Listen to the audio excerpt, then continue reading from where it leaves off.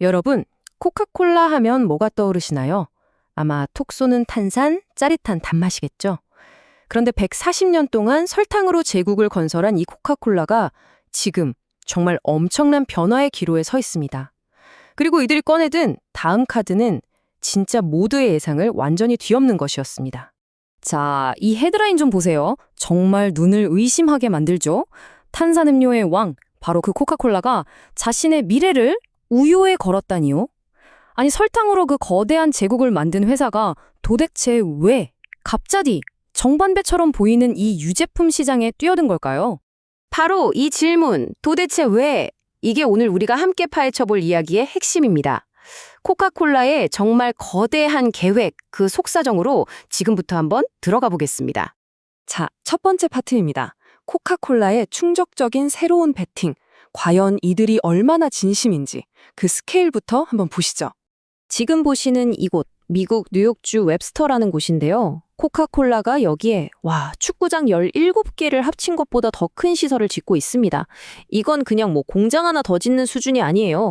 우리 이제 완전히 다른 길로 갑니다 하고 세상에 선포하는 거나 마찬가지죠. 여기에 쏟아붓는 돈이 얼마인지 아세요? 무려 6억 5천만 달러. 우리 돈으로 환산하면 거의 1조 원에 가까운 어마어마한 돈입니다. 이 정도면 코카콜라 140년 역사상 손에 꼽히는 정말 역대급 투자라고 할 수 있죠. 근데 진짜 중요한 건 이게 그냥 새 공장을 짓는다는 의미가 아니라는 거예요. 이건 코카콜라가 지난 100년 동안 지켜온 성공 공식을 스스로 깨부수는 거나 마찬가지거든요. 원래 코카콜라는 직접 생산은 잘 안 했어요. 브랜드 관리하고 원액만 팔고 생산은 파트너사들한테 맡기는 자산 경량화 모델로 돈을 벌었거든요. 근데 이제 그걸 버리고 직접 만들겠다는 거잖아요. 이건 정말 엄청난 리스크를 짊어지는 결정입니다. 두 번째 섹션, 설탕과의 전쟁입니다. 아니 도대체 왜 코카콜라는 이렇게까지 위험한 도박을 해야만 했을까요? 그 이유가 바로 여기에 있습니다. 그들을 벼랑 끝으로 몰고 간 위기, 바로 설탕과의 전쟁이죠. 한마디로 설탕 제국이 지금 뿌리째 흔들리고 있는 겁니다. 코카콜라의 심장이라고 할 수 있는 이 탄산음료 시장 자체가 보시는 것처럼 계속해서 쪼그라들고 있는 거죠. 이건 정말 심각한 문제입니다. 이 그래프를 보시면 그 심각성이 확 와닿으실 거예요. 2000년대 초반만 해도 한 사람이 1년에 200리터를 마셨는데 지금은 130리터도 채 안 된다는 거잖아요. 무려 35%가 사라진 겁니다. 이건 그냥 사람들이 더 이상 예전처럼 설탕을 찾지 않는다는 명백한 신호죠. 상황이 정말 안 좋습니다. 위협이 한두 군데서 오는 게 아니에요. 전 세계 110개가 넘는 나라에서 설탕세를 매기고 있죠. 정부는 학교 같은 데서 탄산음료를 못 팔게 막고 있죠. 심지어 요즘엔 GLP-1 계열이라고 해서 살 빼는 약까지 나와서 사람들이 단 음료나 과자를 덜 찾게 만들고 있습니다. 이건 말 그대로 사방이 적인 사면초가 상황인 겁니다. 그런데 이런 위기 속에서 영원한 라이벌 펩시는 좀 다른 길을 걷고 있었어요. 펩시의 가장 큰 무기는 바로 다각화입니다. 음료만 파는 게 아니라는 거죠. 이 이미지를 보시면 두 회사의 차이가 확 보입니다. 왼쪽의 코카콜라는 오직 음료 하나에 거의 모든 걸 걸고 있어서 음료 시장이 흔들리면 회사 전체가 휘청거릴 수밖에 없어요. 반면에 오른쪽 펩시는 어때요? 도리토스, 치토스 이런 강력한 과자 브랜드들이 받쳐주니까 훨씬 안정적인 거죠.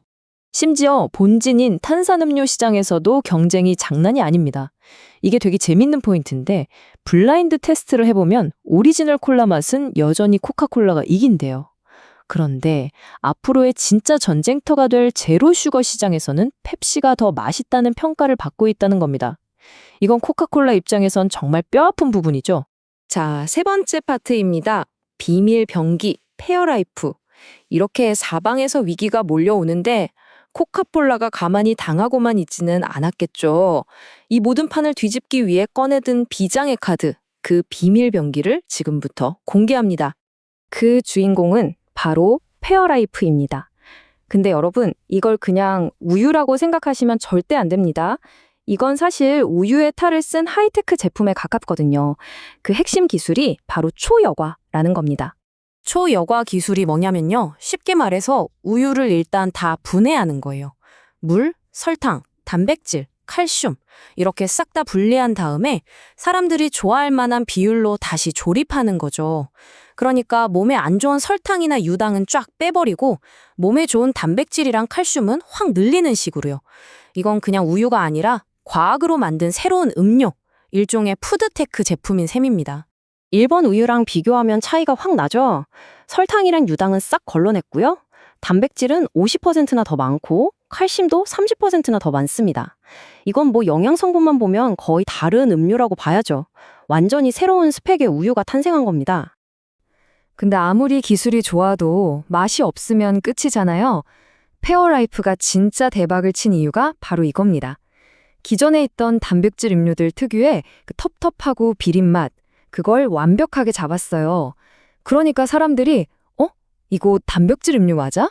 그냥 마시는 우유인데? 하면서 열광하기 시작한 거죠. 이게 미국 단백질 음료 시장 2위까지 올라간 비결입니다. 자, 마지막 네 번째 파트입니다. 탄산을 넘어 단백질 붐.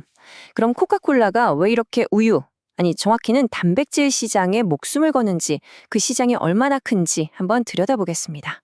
지금 전 세계 단백질 시장 규모가 얼마냐면요. 무려 80조 원입니다. 80조 원. 감이 잘 안 오시죠? 이 어마어마한 시장을 보고 코카콜라가 1조 원을 베팅한 겁니다. 충분히 그럴 만한 이유가 있었던 거죠.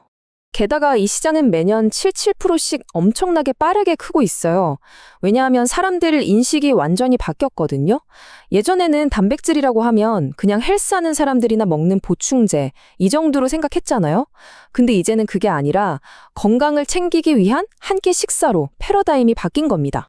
결국 이 모든 건 음료의 정의 자체가 바뀌고 있다는 걸 의미합니다. 이 이미지가 상징적이죠. 설탕으로 쌓아 올렸던 과거의 코카콜라 제국이 이제는 단백질을 만드는 미래의 우유 공장으로 탈바꿈하고 있는 겁니다. 설탕 시대가 끝난 뒤를 대비해서 스스로를 완전히 뜯어고치고 있는 거죠. 자, 정리해보겠습니다. 이제 코카콜라의 미래는 그냥 맛있는 음료에 있는 게 아닙니다. 기능성과 영양에 있는 거죠. 앞으로의 진짜 전쟁은 제로 슈거에서 끝나는 게 아니라 고단백 시장에서 벌어질 거라는 겁니다. 그리고 이 페어라이프가 바로 그 전쟁을 위한 코카콜라의 강력한 요새인 셈입니다. 이제는 라이벌이 펩시뿐만이 아니에요. 네슬레 같은 식품회사, 온갖 건강기능식품 브랜드들까지 전부 다 경쟁 상대가 된 겁니다. 마지막으로 여러분께 이 질문을 한번 드리고 싶습니다.